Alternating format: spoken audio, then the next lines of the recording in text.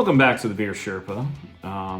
My name is Danimal. If you are enjoying what we're doing here, go ahead and give us a like and a subscribe, and you guys will be updated as soon as I release a new video regarding any one of our beers or the ongoings of our brewery, squarebrewing.com.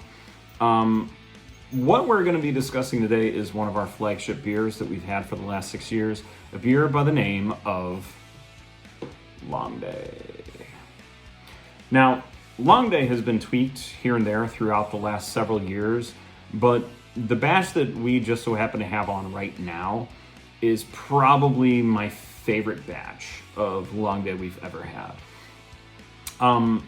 As far as an IPA, this beer goes down extraordinarily smooth, but that's not to take away from the hop nose that you get from the hops that are utilized, as well as the tastes, as well as everything that goes on in between in terms of the maltiness of this particular beer.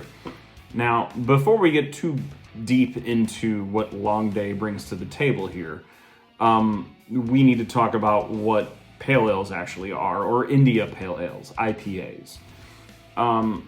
Many people associate pale ales with things that are extraordinarily bitter or way too hoppy. And while you're right, you're not necessarily 100% right. IPAs themselves have been around for a very, very long time. And in fact, they were around during the exploration phase of the world.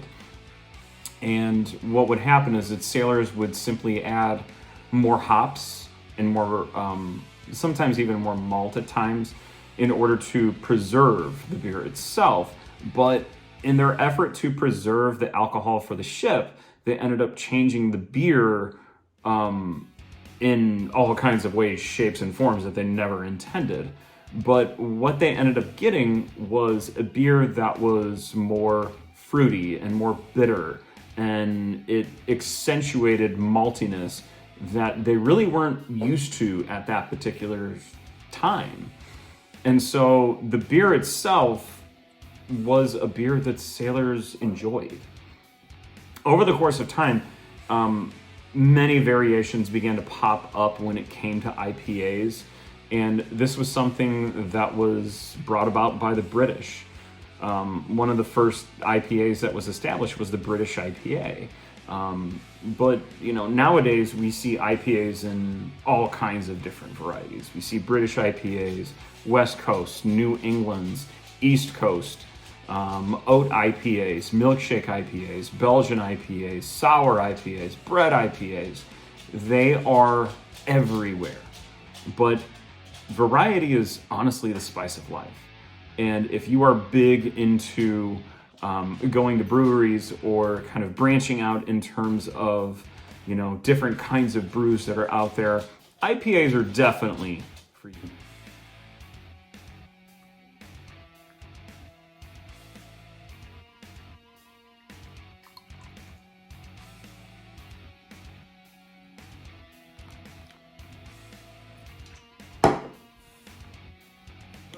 First and foremost, let's go in and let's examine kind of what Long Day has to offer in terms of being an IPA. So as you've seen, I have poured myself a lovely glass of Long Day IPA.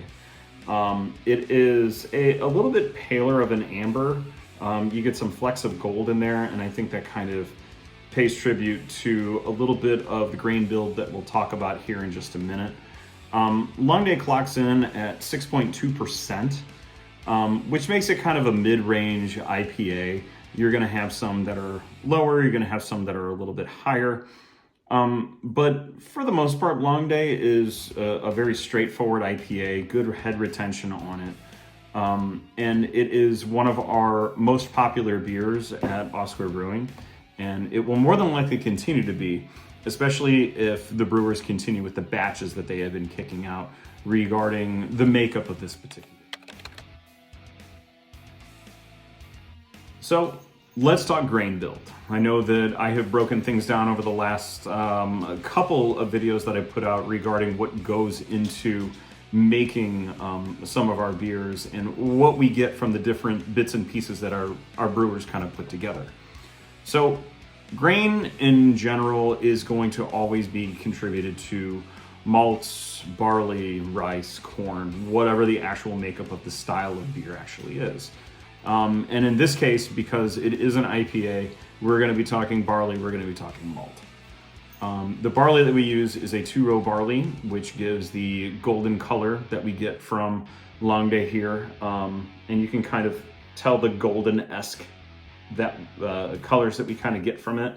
But you can also see some darkening shades of maybe some orange and some red in there.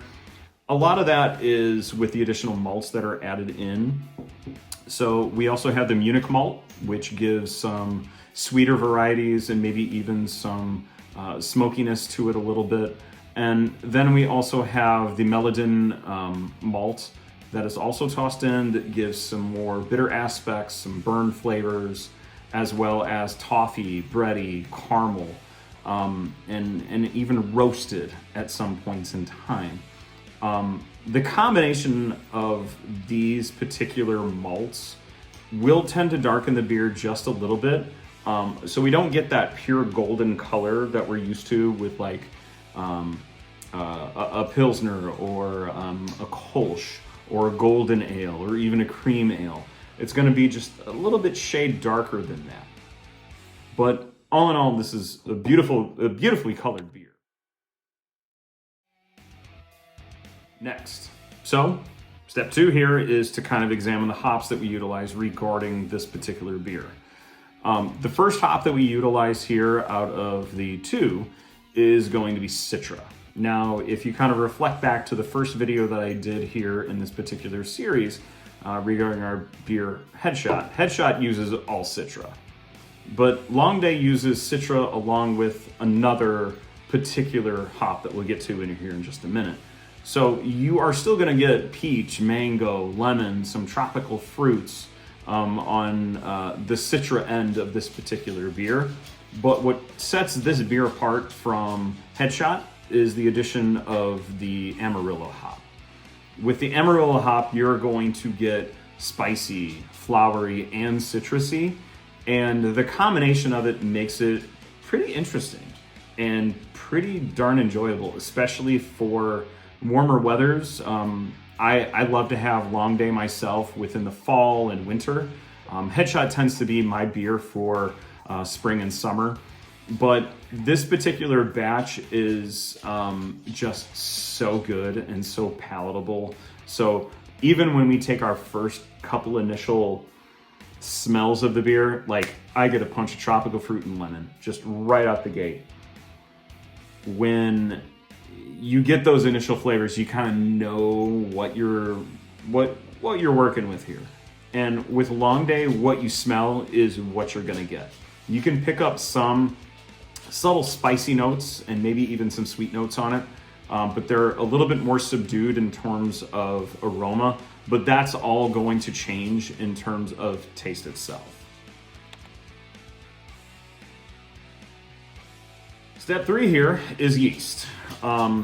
Yeast is going to be one of those things that comes in that is the magic maker. Everything prior to this point is just a little bit pointless without yeast.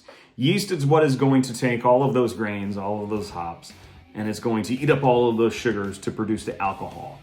The yeast that we're utilizing in Long Day is the English ale yeast.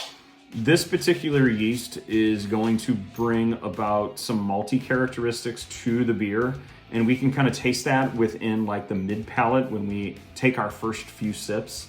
But what this yeast actually does, it accentuates and kind of brings out what the Citra and what the Amarillo hops are there for.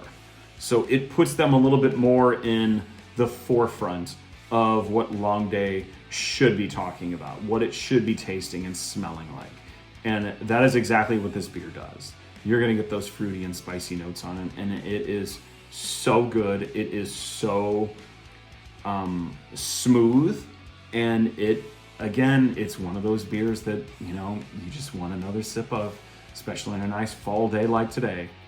So basically, in conclusion, if ever you had a long day at work, Long Day is the beer for you. Oh, what a pitch, right? But seriously, in essence, a Long Day beer is going to be that beer that, is going to give you those touch of toffee and bitterness notes and bready notes and citrus that are going to make you want to kind of like relax after those first few sips. And that's what I love and I appreciate about Long Day. Now, Long Day itself, we do have it on tap almost around year. If we don't, we always end up having Headshot kind of there in the background. But Long Day itself, we will almost always have 4-packs of it available in-house as well as in stores in the area. But my question is, if I've had a long day, what do I have if I've had a really rough day? A day that a long day is just not going to suit me. Only there was a beer for